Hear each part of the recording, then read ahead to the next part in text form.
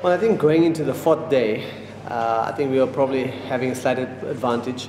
Certainly with Bangladesh having to bat on the last day, I mean, it would have been a really good test match. I mean, if we had batted well and got score of maybe even 250, I think it would have been a tough challenge for Bangladesh to chase it on the last day. So, but whatever happens, happens. You know, the rain you don't have control over. So it was just teaming up to be a really good test match.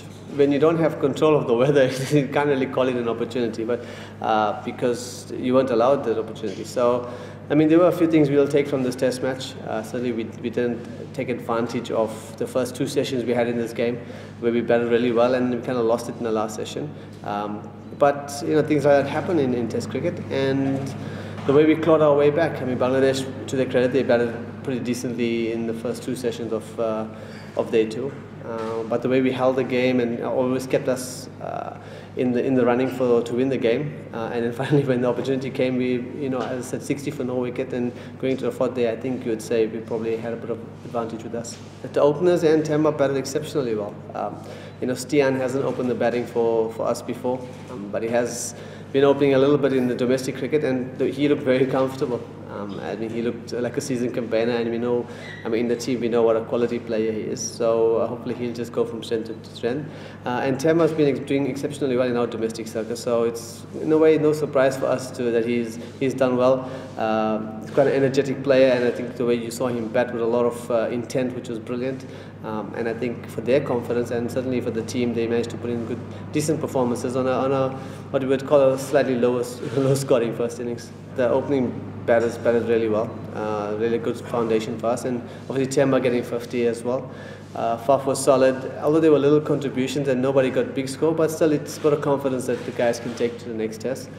On a bowling front, I thought our seamers tried exceptionally hard. The wicket was probably the best time to bat was when Bangladesh were batting, and to their credit, as I said before, they batted pretty well. But our seamers tried hard, and I think they put a good showing in. And Simon Harmer picked up 3 for, and he's turning out to be a very good spinner for us. It's a bit early to tell. I mean, the India tour is only, what's it, 3 months away, something like that.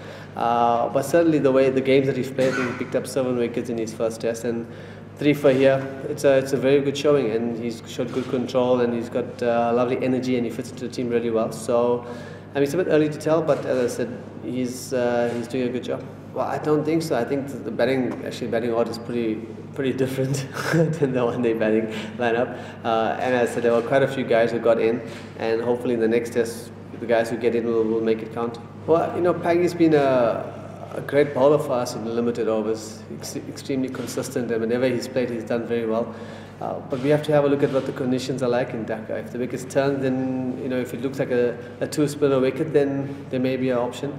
But it's a bit early to tell. I mean, you know, I hear there's been a lot of rain in Dhaka. I don't know how true that is, but let us get there and assess what we're going to be facing before we make any decisions. But I didn't feel the need to bowl him. Obviously, we had Simon bowling about off spin, and Stiaan filled up a lot of overs in holding the game. I think he bowled very, very well to keep the game in check for us for a long period of time. So I didn't feel the need to bowl JP until I did. Yeah, I think he bowled pretty well.